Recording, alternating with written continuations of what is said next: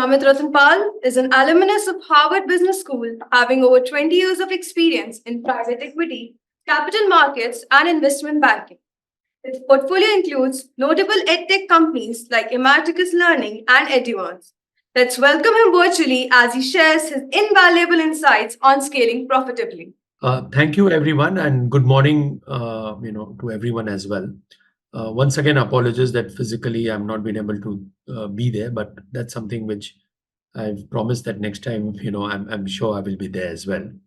I think this is a very, very interesting topic, which have been offered to me, and the reason why I would say is interesting is because I'll share one or two parts of my personal journeys, right?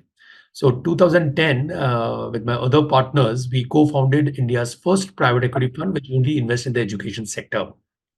And in about 4 years, I sort of sold my equity stake in the MC and moved out. And the reason I moved out is because while I was in the VCP world, one thing I realized that investment is making an investment in a company is just a starting.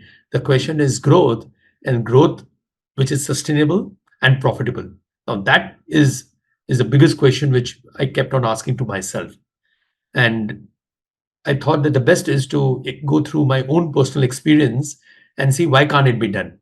And literally with my sort of little money which I had, I invested only in 5 companies with a very clear objective that, once we invest that whatever little money that I have and with group of friends, can we still build a scalable business and make it profitable and sustainable? And I've been lucky that out of 5 businesses which we invested, 4 of the business are very, very successful, profitable, and I exited all the business except the 5th, which hopefully will go for an IPO as well. And with the same thesis, I formed, my fund 2, which is right in the middle of the COVID. We'll launch it. And whenever if someone asks me, what are you going to look at in a company? My thing is revenue, cash flow, and profit. And this has been, literally, I would say the 3 mantras which I kept on focusing. And when we invest into companies, specifically a B2C company where it requires tons of money to scale, and whenever we meet a founders, they always say, oh, you know what, I'm raising this money, but I'll go out in the market in 12 months and raise additional money. My question is that what can we do to ensure that after we invest, the company really literally don't require money, right? And there are certain experiences around this which I'm going to sort of share with all of you, that how can we still scale business with sustainability, and I'll say over a period of 4 years, 5 years, can we achieve the same result which we would have achieved otherwise by doing all different types of experiments, which most of the time it fails, and maybe some of the time it may work as well. So that's the approach, or that's the objective which I'm going to share through the PPT. So the first slide is nothing else but, can you see my presentation? Yeah. Yes. Yeah. Okay. The first slide is about my slide, so I'm just skipping this.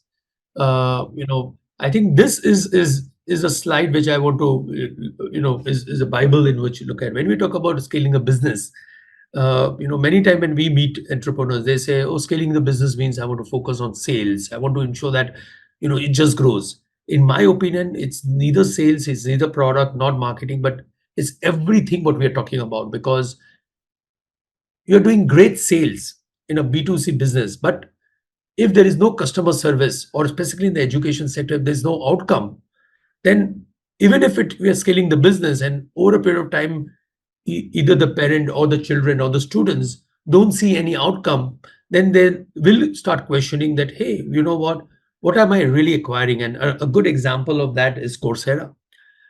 We were getting online almost like a free education, from the best of professors from the world's best universities in the topic which probably no one would have even heard of.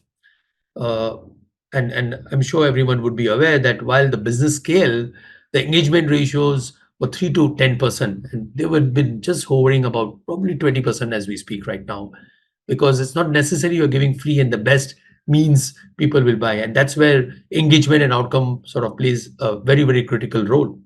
Many times we meet founders, who says, we want to build a business, but technology is going to be everything which is going to make a difference.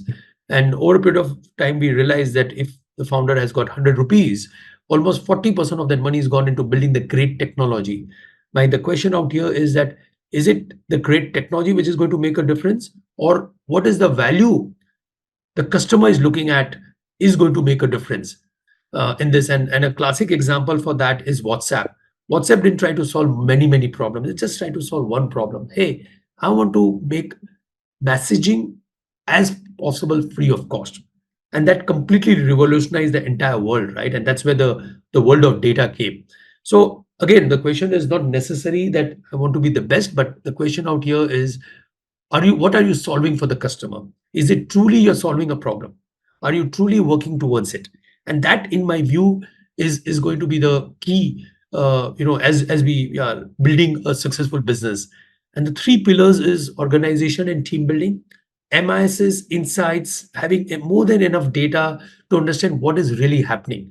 Because without data, I really don't know how people build businesses. And my biggest challenges which I've seen when we invest in an early stage company, and specifically when a company has reached a revenue of between 5 to 20 crores, they literally, the key metrics, for example, what are the revenue drivers, what are the cost drivers of the businesses, what is going to make the business different, what I'm going to do tweak little bit which will ensure that my business will have a better productivity, how to improve my ROS. All these are the insights which will tell you what not to do. So MIS plays a very important role. And finally, the processes. You can't build any organization without processes. And my personal experiences is out here when I was at ICICI Bank, and from 2004 till 10, the way the organization scaled is just amazing. And it could scale is only because of the word processes, systems, and control. And literally, I'm telling you, whenever we had to launch a particular product, we had this called PAC. And PAC is a process wherein we have to really lay down all possibilities of ranging from processes, accounting treatment, compliance, operation, what are the challenges may even come, even think about to what extent the current business will get supported by the current team, to everything. And it got approved by almost like 18 departments. One can arguably say that, hey, this is too much of bureaucracy. I want to launch a product. It's a simple product. You are really going to through this 18 department, through this rigorous process where everyone needs to go in. But day one, when I thought that this is just time waste, and on the sixth year when I sort of moved out, I thought that this was my Bible. Like literally, whenever they would launch a product for the sales team, they would come out with something called a relationship manager kit. Now think about it, if a bank like ICICI have got thousands of branches or hundreds of thousands of sales team, how to ensure that each and every sales team are completely equipped? That's where the RM kit sort of was originated. So today also in all my portfolio companies, whenever we have a very large sales team and a distributed sales team, literally I tell them, hey, here is your sales kit, which will talk about all the possibilities, all the questions which a sales team may ask, or may even the customer asks, and the sales team what have to do is just open up, read that, and respond. And just by implementing some of the small things, I've seen that process labs, understanding of the product to multiple other things, literally were delivered very seamlessly, right? So again, this is going to be a pillar and what of my entire sort of presentation, that it is not, and the big message out here is that to scale a business, make it sustainable and profitable is not one thing. It's everything together has to move in the right direction. And that's where, instead of scaling a business, I will just use, interchange this thing with CEO, that it is the CEO's responsibility to build this all together. And the last line which I avoided to put is, we need to be very frugal in cost. And I can give you hundreds of such examples as we speak about move forward, that literally how a mere little cost. And I can give you a very simple example, right?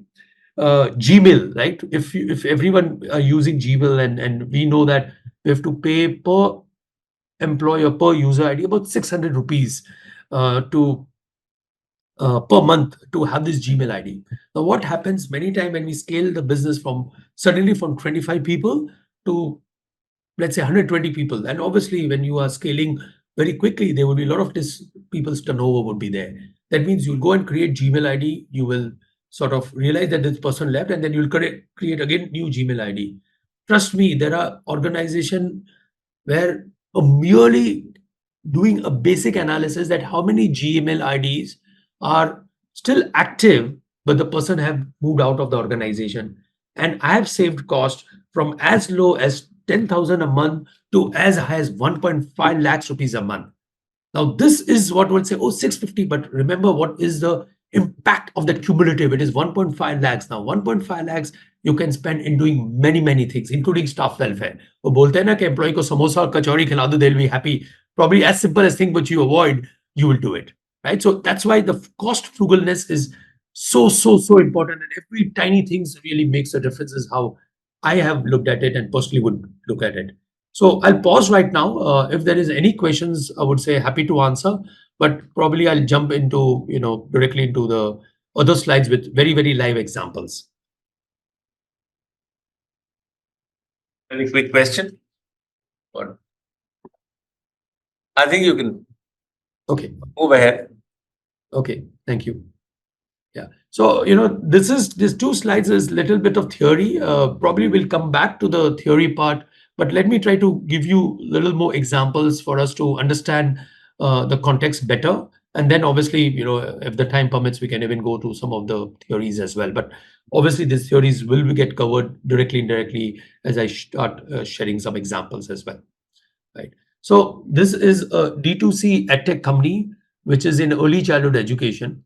To be honest, we are an investor in this company from a disclosure perspective, and we went with an open eyes in this company because this is a particular company. While it is in early childhood education, this is a category creation. Like this particular category from 0 to 6 years age sort of literally never existed, right?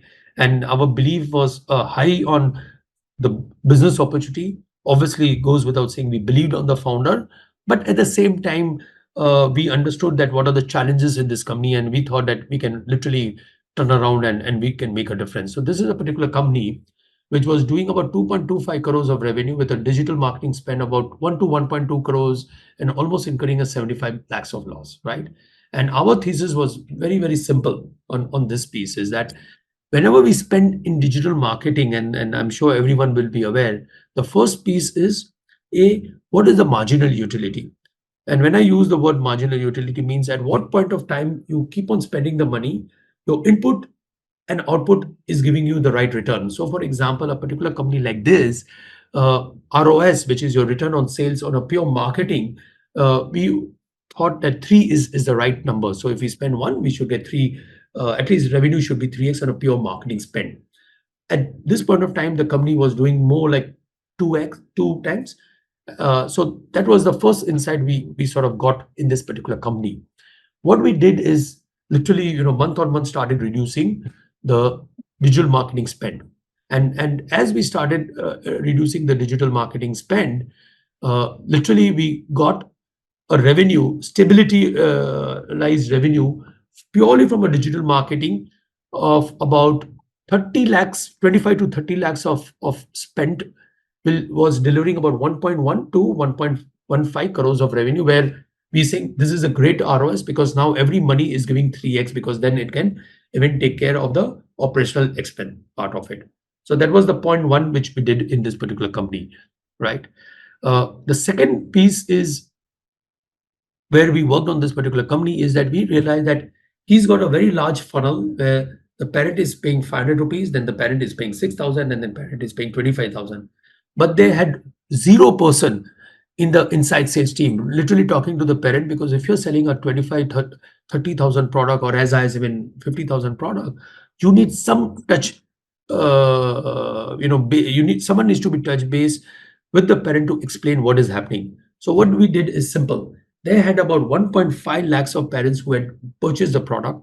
We created a 15-member to 20-member sort of sales team and said, let me just focus and churn the old leads, obviously including the new leads, and activate the parent to sell higher product.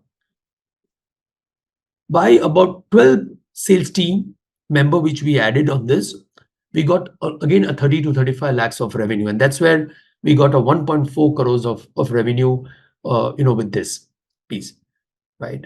That's where we got. The third piece, what we did is entire MISs. Literally, we became a, for lack of better word, we became a maniac, for from a MIS perspective. And when I talk about MIS, the MISs included MIS related from a product perspective, from a conversion ratio perspective, from 500 rupees, 6,000, 30,000 every conversion, from which leads are getting converted in the best possible approach. What is the return on that?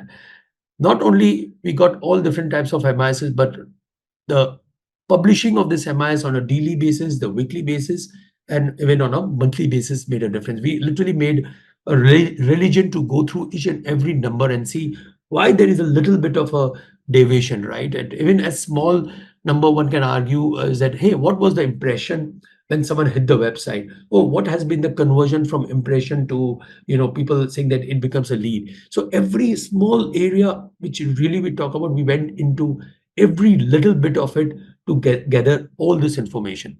And as we got this information, we literally found everything which required a little bit of tweaks. It was not everything tweak, apart from the two major tweaks which we did. That is, reduce the Facebook spend and got the marginal utility.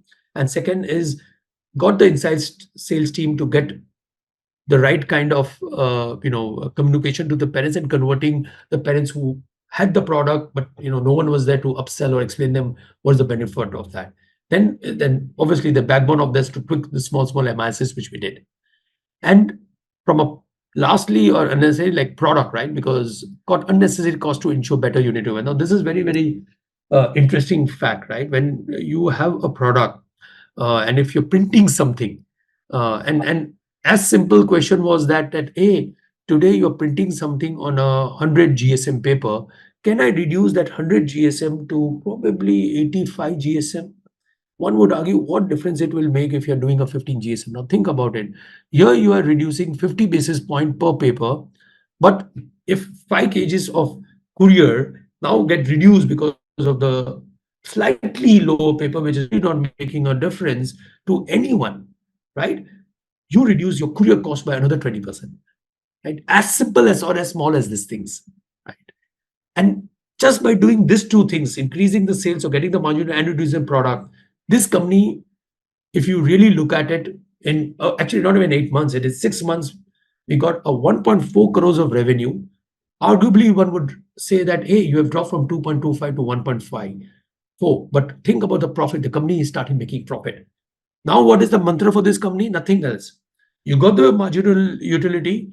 Let's only do one simple thing. Every month, you increase the revenue by a merely 5 to 10%. Even if he increased the revenue 5%, which is not really a stress on the team, which is just a marginal revenue, just focusing on little thing, but improving it.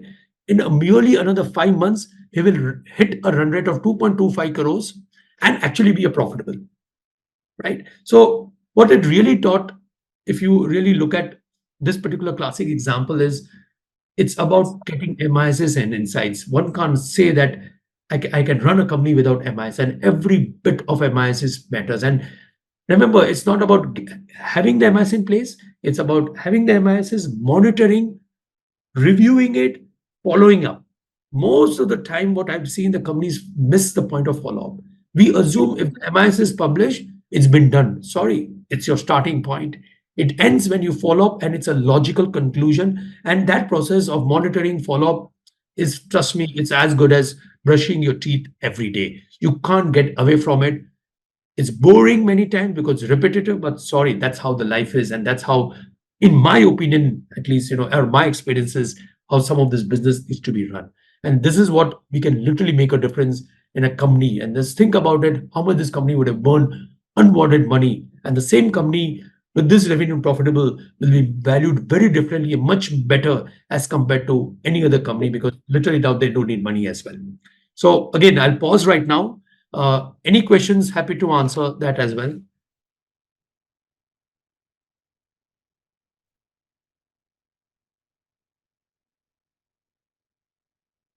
This is a point to raise some question, and I know that looks very primitive and simple, but I think there's some very clear messages here.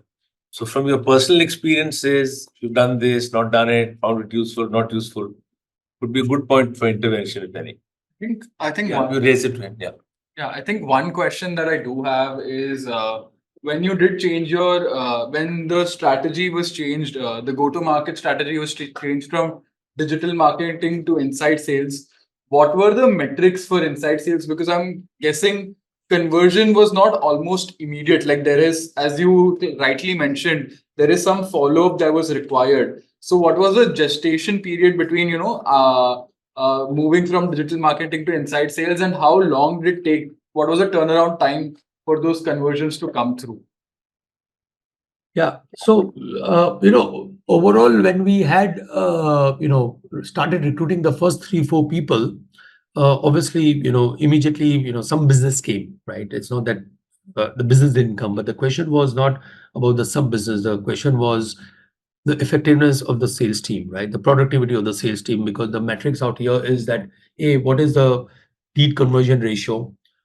That's one. The second is, if there is a sales team cost is, let's say, hypothetically 1 lakh, how much in the revenue he is delivering on a month on month. The third is the sales team consistently delivering, or in a 6 month trend, you are saying that, 1 month is a great month, the other month is not a great month, right? So all these things if you ask me, will take between 4 to 8 months of time, to 4 to 6 month type of stable per salesperson, right? I'm talking about. And remember, when you hire 4, 5 people, or maybe let's say 10 people, 3 people will leave the organization soon. 3 people will do good. 4 of them are doing average, and that stability will take a time. So I think the objective out here was that 3 people achieve what is the right conversion ratio. Then you say, in next month, I want another 2 people to reach. Then in the third month, another 2 people to reach. That's how we build the sales team organization. So many times we have seen, oh, I've hired 100 people, and next day we hear they have fired 200 people.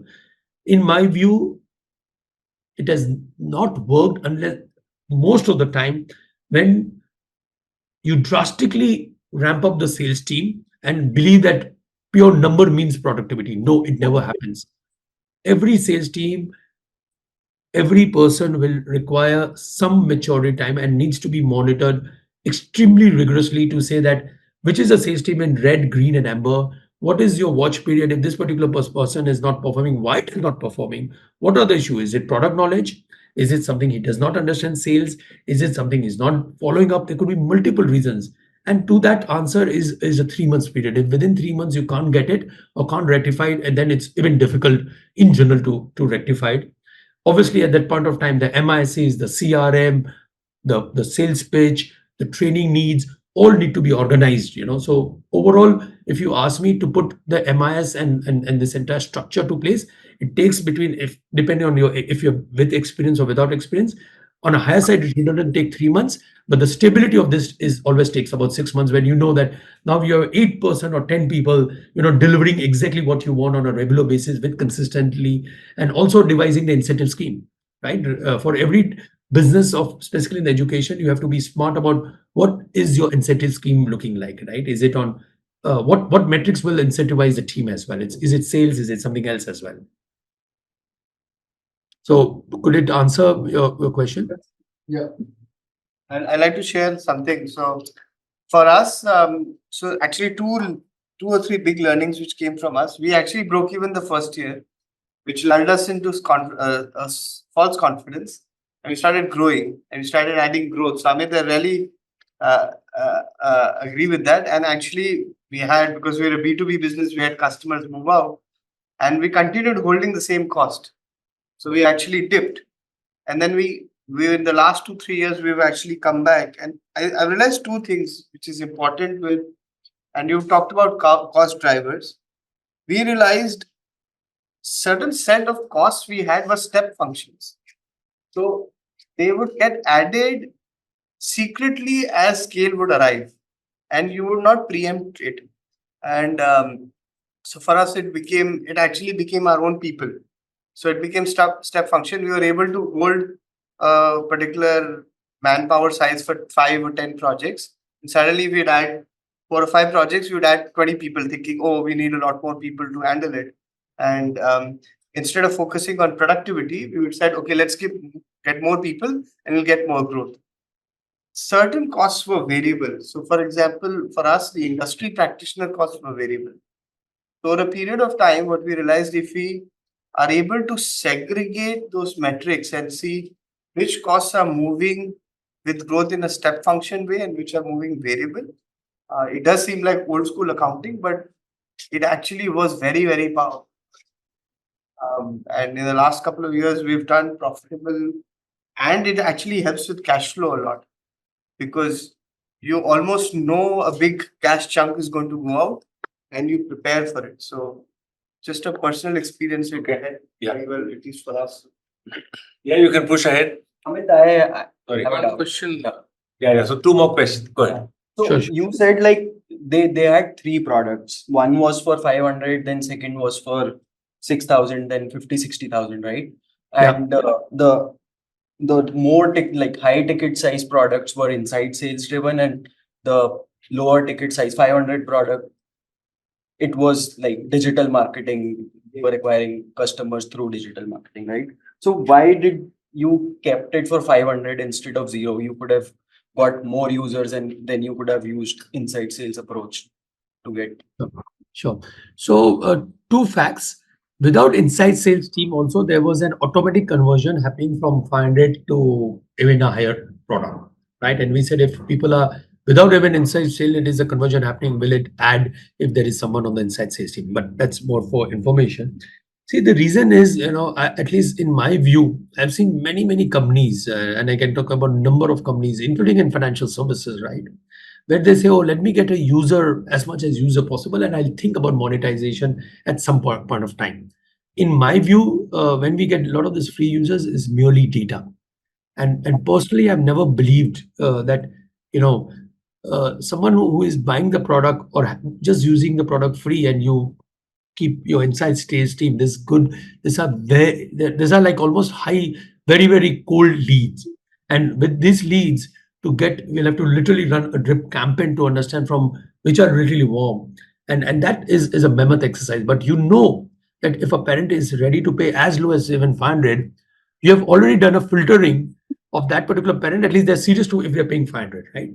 At least you know that there is some merit in someone is paying 500 rupees. And obviously you recover some amount of your digital marketing cost. Like if your cost per lead is say 600, 500, technically at least very smaller portion you have recovered.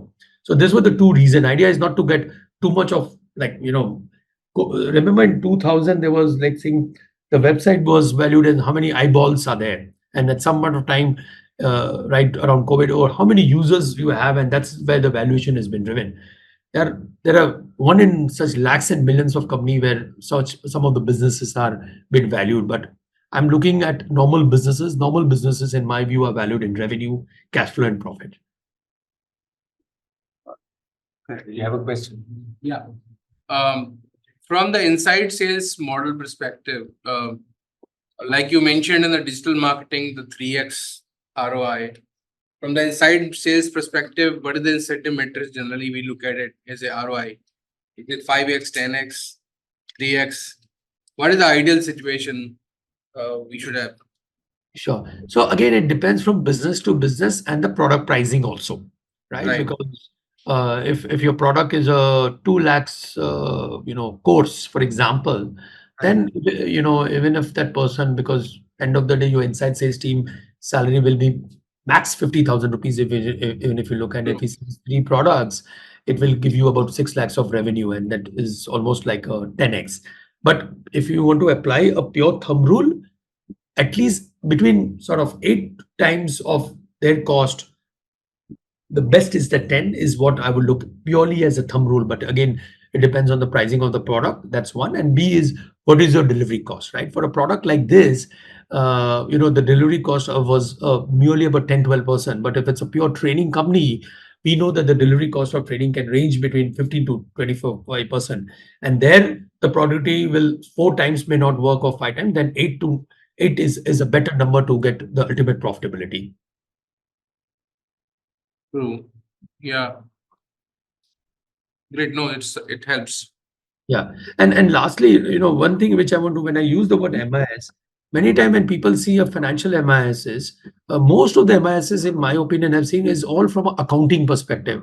that, hey, what is my gross margin? What is my direct cost and direct cost? While these are important, but I think we should look at when a founder should look at it, they should look at it. What is your revenue? What are the revenue drivers and what are the cost drivers? Because then like for example, your cost of acquisition, cost of servicing a particular customer, cost of delivery. Then you know which cost is high, which is not as per the industry benchmark, and which is the cost which is high, which needs to be tweaked. And that's where you have to double dip and say, oh, these are the costs which are high, which is not giving me profit, and these are the costs where I have to sort of move in. And to that extent, even the overhead cost, right? If your overhead cost we know is X percentage of the total revenue, that means unless until we don't achieve that revenue, we'll always be making a loss. So some of these things has to be really sharpened, and some of this MISs had been looked from a driver perspective, as compared to a pure direct cost and indirect cost as well. Thank you, Amit. Just wanted to have one confirmation. Like, so 10x, we also did 10x exactly, actually. And but we started incentivizing people from when they achieve 66%, so that there's a motivation to go 100 and beyond. That's the only thing we added in terms of. Sure. So every business, incentives are very peculiar or very specific to a business. So it's but I'm sure you will be aware of what's the right metrics for your business. Okay, cool. I'll move to the other company. I think this is very, very interesting company, and this is a particular company. In 2012, when I moved to the VC world, remember it's 2010-12 I'm talking about. This is a distance education company where we wrote a 25 crore check. Remember, 25 crore in 2012. Obviously, this was about, I think, in 2 or 3 tranches, but it is equivalent to almost 50 to 75 crores today, right? Almost, when the company was doing hardly a 5 crore revenue. And we knew that this is a business opportunity. Now, obviously, the company was superbly well funded. That means what they did is there was a founder, and this was working with a university, this company. We said that we have the best CTO with 20 years of experience. We have the best CMO with 25 years experience, with the education head, CFO with 20 years experience, right? We got this the heavy weight structure because well-capitalized company, great business opportunity. Let's get the best of the people, right? That was the mindset with the founder being there. And we built I would say the world-class organization and the management team, right? And any guesses what would have happened to this company? Top heavy. Sorry? Top heavy. Yeah? Lots of logistic cost. Everything else going off. Salaries. Yeah. You know what happened? Interestingly, the company burst after some time. And there are other challenges why it burst, but one of the biggest learning on this company is that it's very, very interesting when we get a lot of the senior people in a very almost like a startup. It's like 5 crore revenue is as good as incubation at this stage. This is what I said. What we did is to kill and we almost had a hammer right now. You don't need it, right? I mean to say, a 5 crore company, you don't need a CFO with 25 years experience, because what the company needs is a pure, hey, please ensure my accounts are getting published on a regular basis. Please ensure my direct tax, indirect tax compliances or any other compliances which have been met. And please ensure that you give me my basic MS to start with. We are not doing treasury function. We are not doing fundraising. Now, when you hire a CFO, which is someone with a 20 years of experience, what practically happens is that he will think again he's too much away from the ground because he's a CFO. Now, if you tell him that, hey, now the tally needs to be implemented, or if you tell him now we need 2 accounts guy, one for the payable and one for the receivable, and there is a huge difference, and the payable receivable guy are 20,000-30,000 rupees, whose objective is to data entry and then do reconciliation. It doesn't mean that he doesn't know. He knows all this. But please understand there's a huge gap in between. Now, you can't have one more layer for such a small type of business, because then it's just layering the company, right? And this is exactly what happened, when you just kept on building the cost extremely high and it didn't work. And the same thing happened on CMO, because when we look at the CMO, when this particular company just require a basic digital marketing, then the CMO will look at, oh, what is my brand? What is the customer positioning? All these are great. But my question is, does this company require today? A 5 crore company, what they need is that, hey, I've got a product. I need to generate enough leads, and there are people who should sell it to start with. Obviously, the basics has to be in place. That, hey, who is your customer? What are you selling? What is the outcome? We all understand and all respect that. But do we still need a CMO with 20 years or 25 years of experience for this? Or for that matter, do we need a CFO of 25 years experience, 20, or we need a chartered accountant with 2 to 3 years experience who ensures that compliance accounts and basic MIS is there. So this is very, very, very important when the company gets too much of capital and they think that only people with senior guys and experience will solve it. Absolutely, yes, they have got tons of experiences. But remember one thing, that if it's a smaller company, the execution challenges are very different than the company turns 25 crore when the company is 100 crores and when the company is 300 crores. And this is my favorite example, and I repeat it. For a 5 crore revenue company, we don't need someone like a finance head or a finance manager who solve your basic thing. The company touches 25 to 50 crores, you need a finance controller, because the compliance, the cash flow, the nitty-gritty improves it. When you move 100 crores, 125 crores, probably you need head of finance accounts with more experience, and then you need a CFO at 150 crores. This is how I would look at the business. And either the same team sort of moves up, which is absolutely great, or you have to be smart enough to replace the right people to, or create rooms for the right people to come in, because that's how, in my opinion, some of these businesses are built, especially from an org perspective. So I thought I would share a very different example about organization building. And my personal experiences says that most of the time the company fails is not because of money, it's about organization building. And when I use the word organization building, is that a company which is with 20, 25 people just got 15, 20 crores of funding, now want to grow up. It's hiring the right people at the right place from a priority perspective completely makes a break a difference. Because at this point of time, I don't think so founder have got all the experience to do what it is in.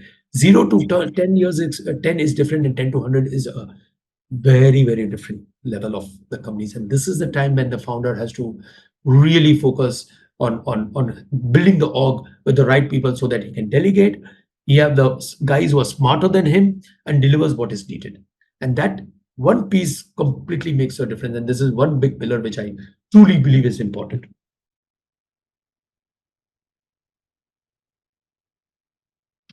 Folks at that stage, at this time, at that stage of growth, have any question? Because in this room, Amit, we have people at different stages.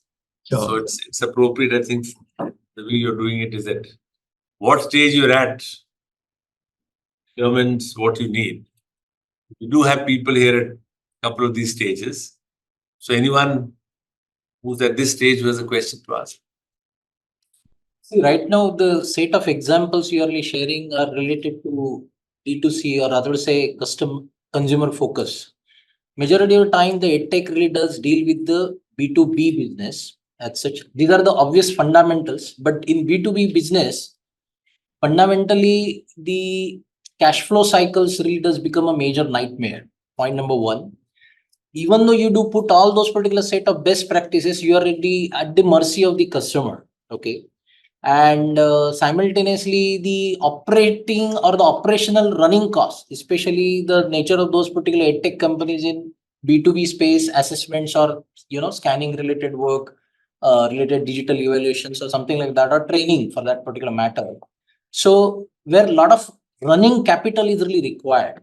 Okay, and how much you need to put these particular conservative taps. Okay, still the burn is the reality, where month on month the numbers really has to be the numbers really to get generated, business really to get generated, invoicing does happen, but still the money really doesn't get reflected in the bank, and that is where the whole system really starts really becoming wobbling. That's it. Not cash flow, I think, is the question in that case. I mean, if you want to. Sure. What all those particular This is not a question, but I think what you're pointing towards is the importance of cash. Yeah. So no, I think this is very, very critical piece, and I can give you about 2-3 different examples, where the leakages or the breakages happen. right? And obviously, when we are a startup, I actually agree with you that to get the first 1, 2, 3 contract, we are the mercy of the B2B client, because at this point of time, we are early days, we don't have the luxury of waiting, and they are like God to you. So we'll do everything and anything to get the business in place, which absolutely is acceptable, right? But I'll give you two companies, right? And this is a company which was in a sort of on a B2B business where they used to work with CSR and all that company. Now what happens is, and these are the leakages which I've seen, right? There is a particular product which you have delivered to the company. Now, the first rule is that when to invoice them. I have seen many companies to a surprise that they will take, if today is the 30th day when it should be invoiced, they will invoice on 4th or 5th. My thing is, if 30th is the date of invoicing, invoice it on 30th. So this 5 days, 10 days, you are not missing it. That's point number one. Point number two, let's assume there's a 45-day cycle of getting the money. What typically they do, and this is where the startup world comes operate from a fear. In my view, please don't operate from fear. They will not remind the client till the 60 days. Oh, client को मैं बोलूंगा ना तो उनको खराब लगेगा और क्या सोचेंगे. And my view is, don't think like that. On the 40th day itself, you start sending a very gentle, nice reminder that 45th day the payment is due.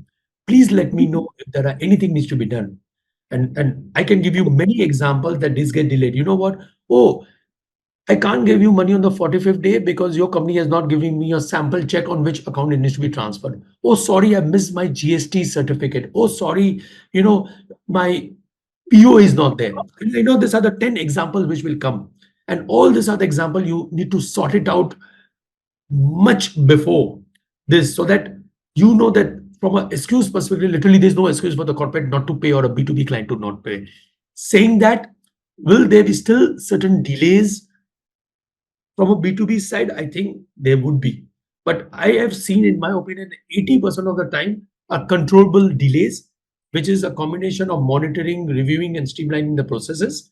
15% the corporate will delay. And that's where the solutions, some of the solution, and as you go mature, comes. If you know this is a good number of corporate, is it good for you to take a little bit of a working capital loan from the bank?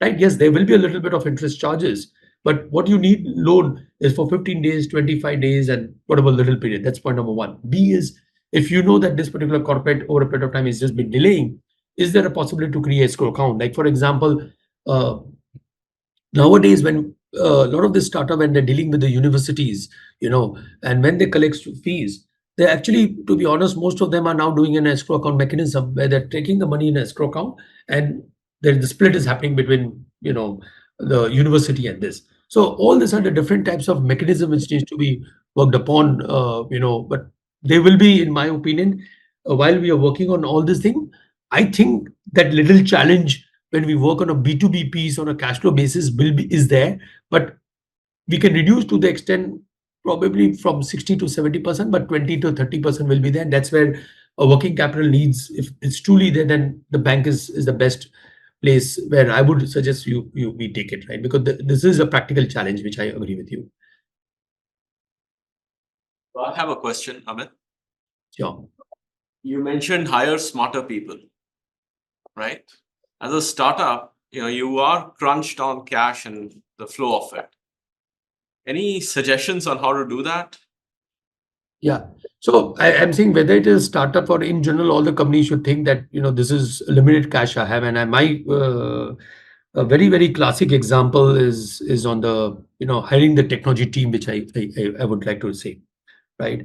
While I'm not a person who understands a little bit of a technology, but pure conceptually, I look at it, right? There are two types of founders which I've seen, and I've practically seen it, right? I'm saying this is a like classic example. There is one set of a founder who says, I want the best guys from IIT who will do the best coding, and your front end developer, the back end developer with, let's say, 1 to 2 years experience will cost me between 15 lakhs to 30 lakhs rupees, right? That's is the mindset they operate with. And they create that 5 people team will do every type of coding. That's one part of it. The other one says, I will have a very smart financial, sort of VP engineering or AVP engineering whom I'm paying let's say 25 to 30 lakhs. But within that, I just need coders, some for front end, some for back end. And that coders who are in general smart, from not necessarily, and I don't care from which engineering colleges they come from, but they're in general smart. And they will be charging them between 40,000 rupees to probably 70,000 rupees a month, between 7 to 9 lakhs a month, right? And they are still successful.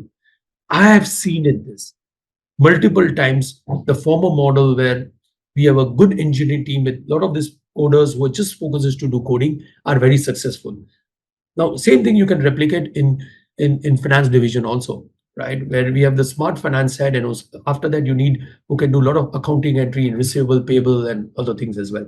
Now, these are the areas where we start saving a lot of cost, and this is where one has to be smart about it, to say that how we are building the senior member and the junior around this as well. But and honestly, in early days of startup, all have to be hands-on. There's no alternative that everyone cannot be hands-on. If someone says that, I know how to build a technology architecture, but I can't review the code properly, he's not the right person at this point of time.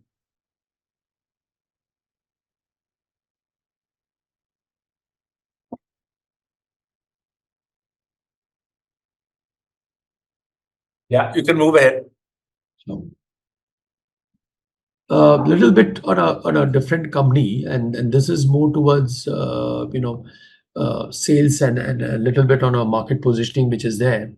And I'll try to, little for my interest of time, I'll try to move little fast on this particular piece. Is we spoke that analyzing the data is very important, and everything. So what used to happen? This is a company which would sell health insurance to the individuals on a monthly basis. And what we found that people are paying on a monthly basis, but there's a huge dropout happening on the third to fourth, fifth month. So obviously the company didn't realize this. So obviously we got the MIs to understand why the huge dropout is happening. And the entire dropout was happening because of the entire customer journey to retention to engagement was a break, right? And why it was there. That today you get your customer on first month, right? And after that, there is a process of engagement and retention. The entire piece of engagement and retention was completely missing. And this was a health insurance company. And the company's whole objective was that I'm giving a lot of freebies to the customer, saying that free health checkup, free diagnosis, this, that. But you know what? First, do you think even your customer knows? B is how many of the customer are truly using it?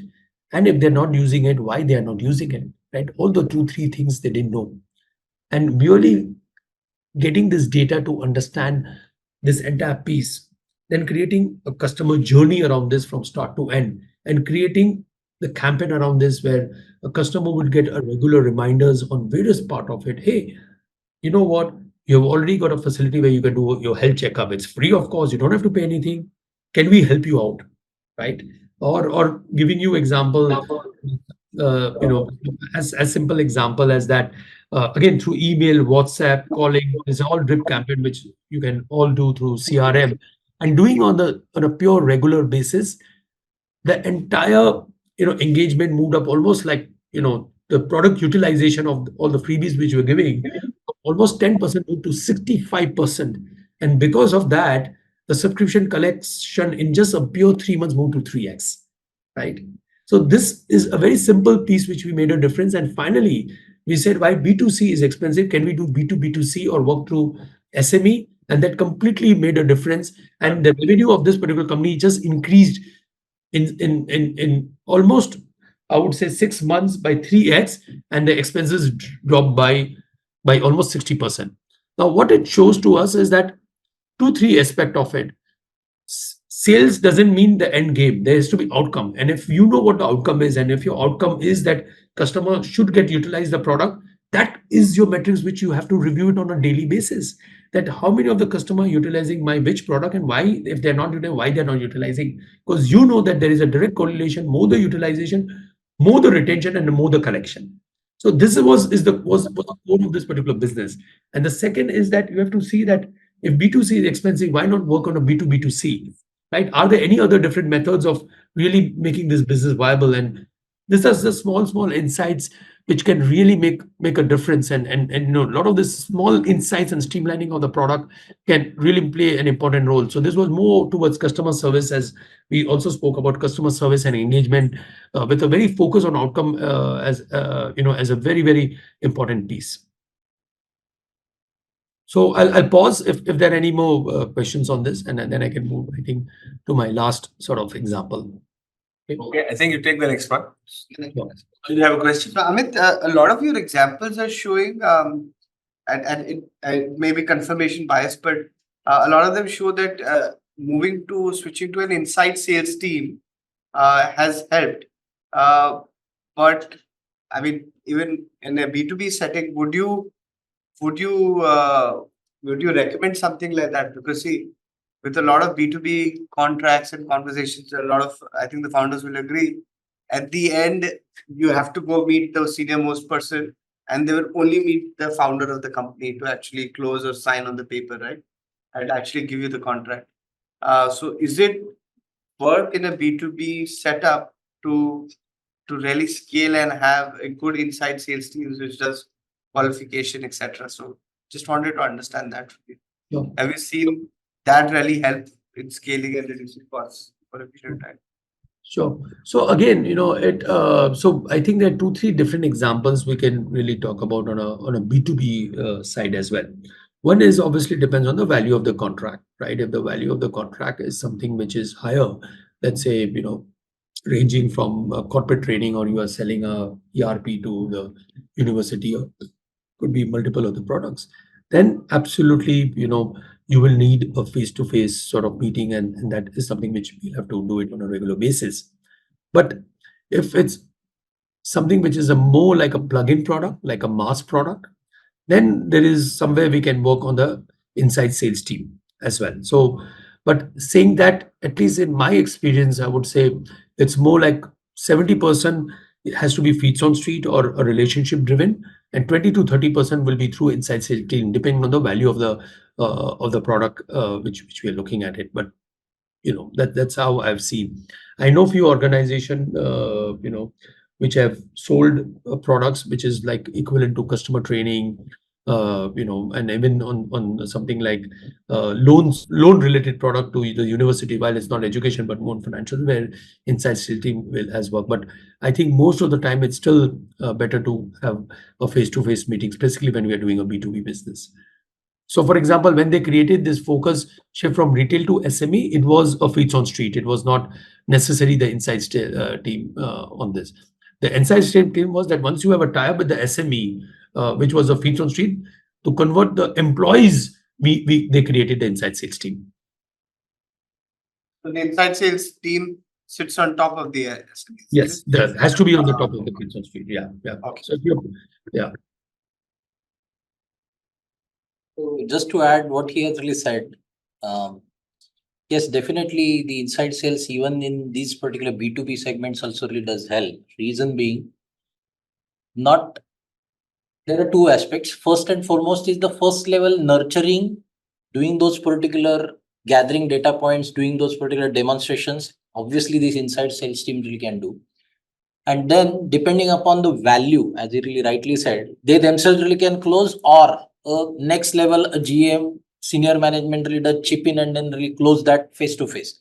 So that really does give, because by the time you really want that customer to be in the funnel and really moving, are really kept warm in terms of really going back again and again and really doing those particular short folks out over there, how we really can, when we really can deal closure and all those particular set of activities, and finally hammer it with the senior management really coming into picture. So still having an inside sales, you do have differential price point, smaller levels, you really can close it. And at higher level also, they need to start nurturing, and then finally the senior management really does go and hammer it. So that way it really helps a lot. We really have seen those particular transformation quite a lot.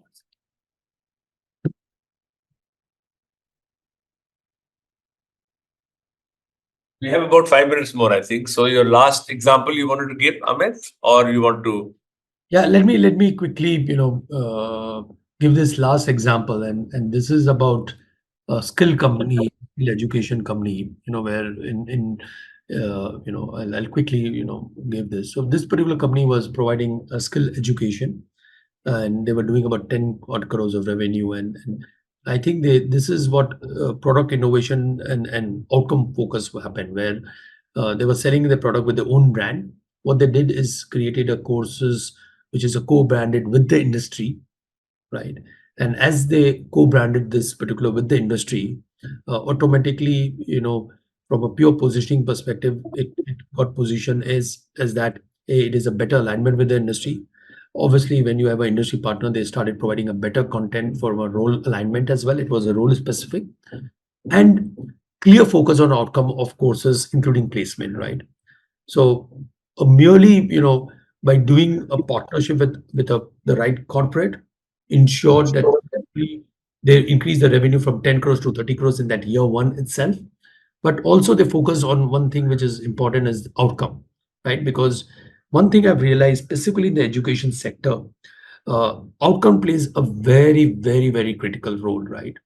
And that is extremely important for us to really look at it. And specifically if you're in a sort of mainstream education, whether it is preschool, whether it is K-12, whether it is test preparation, tutoring, universities, or even to that extent skill education as well, that one can say that, hey, why you are buying a course? That everyone is ultimately looking for an outcome.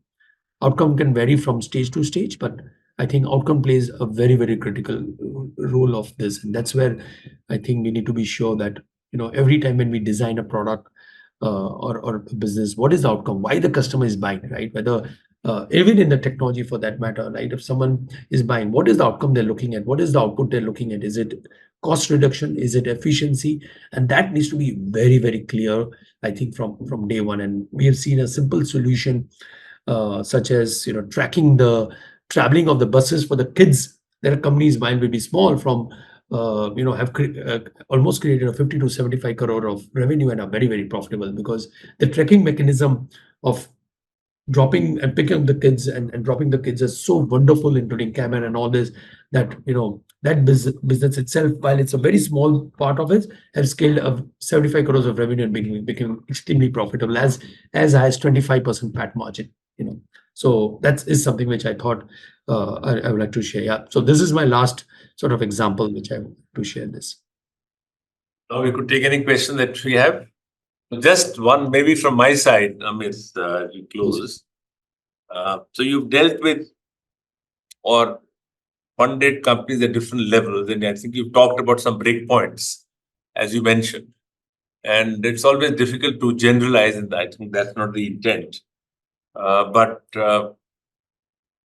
in terms of this whole obsession with margins or profitability, in seeing many founders that you've seen, are there those that have it and those that don't? Or is it something that most people do a transition? It's like on people management, and my view is either people do it or they don't do it. You can't train a CEO to become people sensitive, right? But on profitability, what's your view? So if you ask me, sir, I can't disagree with you more that, and then, it's interesting. You are absolutely right. Some founders have it and some founders literally don't have it, right? And who don't have it, even if I cultivate that habit, right, they will still go and do some other mistakes, which again, they will be thinking. So, and it's, and more important, it's a process, right? It's about the DNA, which we say, right? That, it just doesn't make sense. So I do believe that it still falls, some have it and some don't have it. And even if people don't have it, the transition is really uplifting a lot, right? Really uplifting.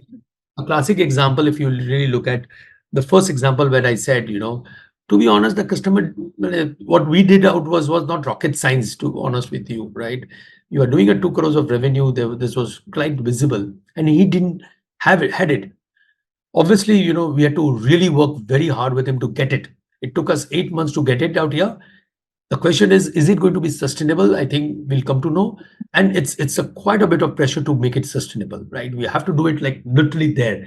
And fortunately for us, my thesis or our thesis is to just make 5 to 6 investment in each and every company. We work extremely closely with them. That today, even if the end sort of has to enter the office, probably I know. it's a little bit of a micromanagement. That's not the that's what we don't want to do it, but probably is the niche which we are creating as we are building our franchise as well, right? But if I'm a merely investor, then I would say it's difficult to find that only profit mindset. That is slightly difficult in my view.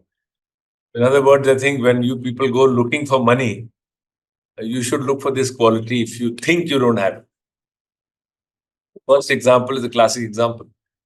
6 to 8 months, I think what these people managed to do really is to force the person who didn't have that sensitivity to go into nuts and bolts in a mechanical way.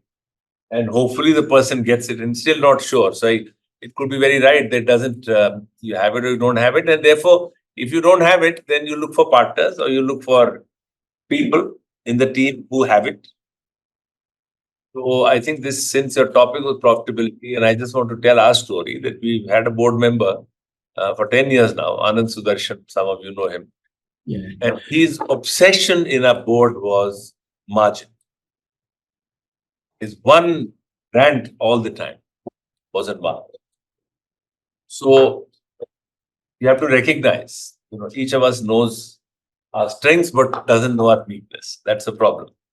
And sometimes when you get people to do funding, they may look for the weakness. And if you're saying, I want someone to help me with this, people help.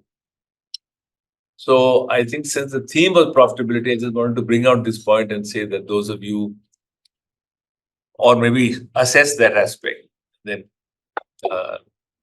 in my case, profitability sits here. So Vijay is the nuts and bolts guy. I was missing. And we got him back. Yeah. So anyway, thanks so much, Amit. That was really nuts and bolts. I think that's the message. If I was sitting in the room, I would have taken that. My God, that boring stuff do I have to do? Yeah. Yes, you have to do. No, there's Make it work. yeah, there's no alternative. In my view, businesses, if you want a business to grow, sustain it. I don't know about valuation. Why I'm an investor, I don't understand still the valuation game. I understand the value game, because if you create value, your valuation will come. And fortunately, it's the same old thing. Do it again and again and again and probably again. And nothing else works apart from doing it the same thing again and again. That's it. And I would definitely like to acknowledge that this DNA, which I've learned, is from 11 years of working with Birla Sun Life Group and ICICI Bank. Because some of these conglomerates, while we look at it from the outside, the inside DNA is going to the nuts and bolts, right? It truly gets into the nut and bolt. And that completely makes a difference, right? This, I have a small question. The question is for Amit and Sir both, right? So how do you solve for access to such people who can actually help you reflect on if you are actually going deep enough into your business metrics, and actually help you and have the awareness and knowledge and experience to tell you that at your stage in business, are you actually headed in the right path or not? Or are you looking at your business from the right lens according to the stage of your business or not? Sure. So this is very, very interesting and a very good question, and obviously, there are a set of investors who will help you support, but let's assume that they're not there for 2 minutes. I strongly personally believe that each and every founder need to find a mentor or a coach. Does not matter where he comes from, where she comes from, because 0 to 10 is different, 10 to 15 is different, 15 to 20 is different, 20 to 100 is different.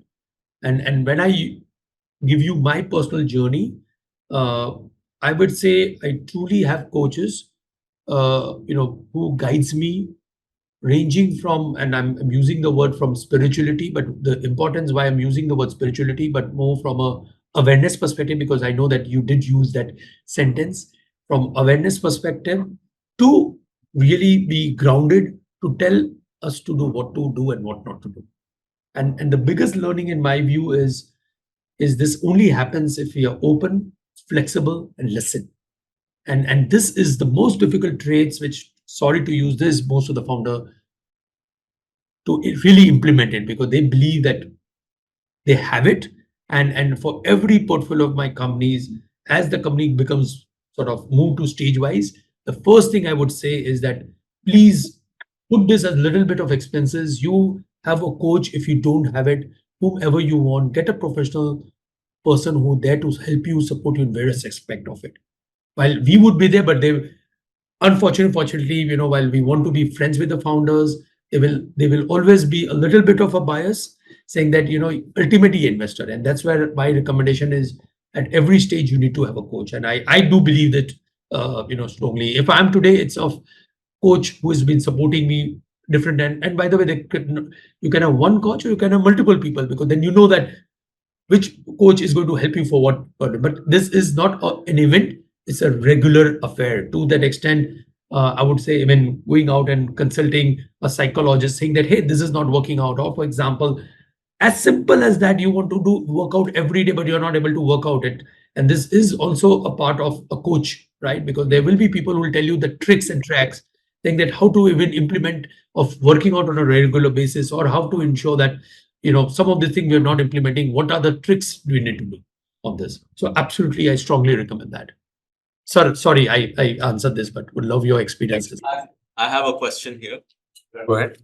So Amit, taking on this further, we've been considering an advisory board for a long time. And so would you talk about this mentorship and the whole thing as an advisory board, or how would you think about this for a startup? See, how I look at it, I don't know what name you want to give it, right? Whether it is advisory board, coach, board members. What is really important is very simple. And I'm saying that the guy should tell you you're doing wrong, you're doing crap. This is not the way to do it. This is probably the right way to do it. Someone needs to be open about it and blunt about it. Diplomacy है ना, इसमें personally मुझे लग रहा नहीं चलता है. And the reason I'm saying that is because if someone is upfront, yes, it's very difficult to take it, but that's why I use the word as a founder, you need to be open, flexible, listen. It works much faster rather than diplomacy, because many times, it's messaging, but not what is the core of it. So the advisories or the advisors, for them to get into that level of detail, right? To say that this is actually a point rather than being diplomatic about what you're showing. And how do you approach that whole process, Amit? I mean, if you can share any examples, please. Yeah, in short, it is expectation management, right? It is expectation management. See, आज क्या होता है कि anyone who joins you, आप उसको advisory board में लाते हो. You need to be clear what expectation you have from them. You are getting them because it's a great brand value. You are getting them either for business development, or you are getting them for ABC expertise, right? And if you're getting them for ABC expertise, just spell it out that this is what I want you to help me out, right? It is communication and clearly laying down in black and white, what are the rules and what you're expecting from them. Amit, thank you so much. I love the candid nature and the detailing that you talked about. All of us, nobody can refute it. But I think you just hammered the fact that just because you have something, just because you've done a founder, just because you've done something, the necessity of the nuts and bolts doesn't go away. You build a team, you get it done. What you don't know, look for someone who will teach you. I think it's a separate question on where to look for a guru. But in the Indian tradition, we say that guru will look for you if you're open. Absolutely. I'll leave it there. Thank you so much. Thank you, sir. Thanks so much. But also, I would like to point out that he's only talked about parts of the journey of his investments. Some of them I know have scaled 10x of the journey he's talked about. He's only talked of A to B, but beyond B, they've become 10 times what the destination he's shown. Two, you will find many people who will invest money in you or in other companies. But there will be others who will not only invest money, but also be your partners in the business. And Amit is one great example who's kind of works with the business. When you're interviewing your next guy, you know what to look for. You've seen. Just look for money. You need to figure out whether are you looking for a money back or are you looking for expertise. So investors can bring expertise as well. That's important. Thanks, Amit. Thanks, Amit. Thank you so much. Family and I'll add only one more line. time out to do this. Everything that everybody else said. So Amit is not an investor. His shoulders don't raise up when he is visiting you that I am the investor, I have the money, and you guys better listen to me. He doesn't come like that. His whole body language is that of a friend. I've dealt with him in 2016-17. We immediately hit it off and continue to meet each other. I think he's very, very approachable. So I don't know whether I'm doing a sales pitch for you, Amit. I don't know whether you need one, but I just thought one of the ideal investors you could get. No, thank you very much, sir, for the kind words, and really appreciate it. And thank you very much. It means a lot for me. And sorry Okay, that Amit, thank you. Okay. Thanks so much. Thanks.